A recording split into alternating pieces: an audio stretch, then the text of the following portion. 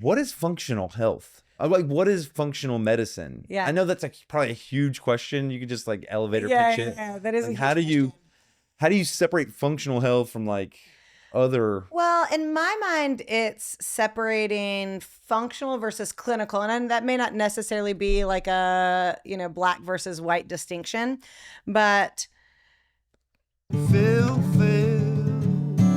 for you.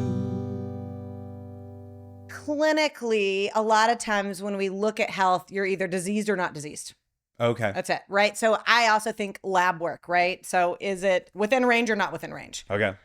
But there's also, maybe it's within range, but maybe it's not optimal. So there's that piece of it, I think, as being functional. The other part for me is the sustainability, lifestyle, longevity piece. So like it also incorporates a lot of different pieces. So for nutrition, as a dietitian, it's not just food. It's also what you look like on the inside. It's how you move your body outside of exercise, like how you think about your body. It's your stress levels. It's all encompassing because the insides of our bodies are complex, but we are complex people. And so to be healthy, it's not just nutrition. It's not just the food you put in your mouth, and it's not just movement, but there's a lot of layers to it. Mm-hmm. And so it's really approaching it from all the layers. What do you do for work? Are you happy at work? What do you do in your pastime? Do you have joy? That's actually something I ask my clients a lot. Like, are there things in your life that bring you joy? You'd be surprised how many people are like, no, I'm just like going through the motions of like work and kids and sleep and husband or whatever. And you're like, oh, we're missing like a big piece. Do you have depth, spirituality, not necessarily religion, right? But do you have like spirituality? I think that brings another like layer to someone's overall health. So when I think of functional health, it's all encompassing of all those different layers. Yeah, because stress seems to impact physical health. 100%. What I've been reading is it'll change the way you store fat, whether it's visceral or regular. It changes a lot of different things, and it impacts your longevity. Yeah, stress is inflammation. Okay, stress is inflammation. It's inflammation. It's inflammation. That is what it is.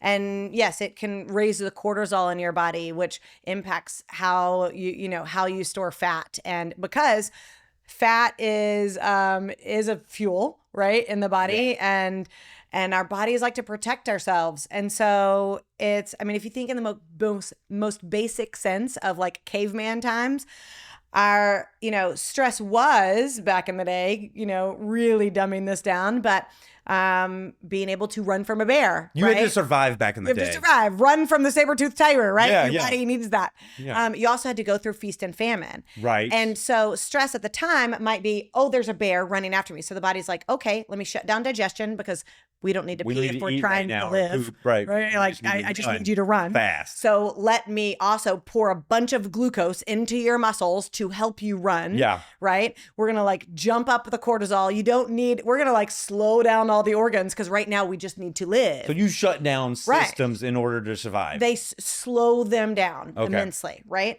Well, most of the time a bear's not going to come through that window. We have paper tigers now. Right. And so, but our bodies are still protecting ourselves in the same way. And so then our digestion's slowing down. So there's a huge imbalance there. But we're still giving it a bunch of input. Right. And so then our digestion slows down. So then that one burger and fries might not process as well because everybody's like, we're going to like focus on the heart pumping and because something at work or something relationally. And so, so we create all this inflammation, and then we're more likely to not be able to fight off, carcinogens. And so then we go down the whole path of cancer, and we store more fat. We're not able to burn fat because our body's protecting itself. It's also, stress is a killer in and of itself. And biologically it makes sense. And so that's why, as we coming full circle back to functional health, that's why it's not like I can tell you what to eat all day long, but if your stress is through the roof, Yeah. then you're not absorbing those nutrients through your gut, and you're not able to burn the fat if that's one of the things that you want to do. And then we don't have the balance in our bodies. You're not going to recover as well from exercise. Our brains don't work as well because they're in fight or flight. And Yeah. so, yeah. Sounds like holistic. Yeah. Yeah. Functional. Holistic, functional. I would say those are synonyms. Are they? Okay. Sure. I don't know. It feels good to me. Feels good to me. I think what I heard holistic meant was you take into consideration 3 or 4 things. One of them is your diagnosis, or like what your state is, whether it's, you got these personality disorders, you've got these diseases, you've got these kind of things that are happening in your body. And then you have your community, like what's happening socially, which I think of like that stress and all that. That's a relational thing. Sure.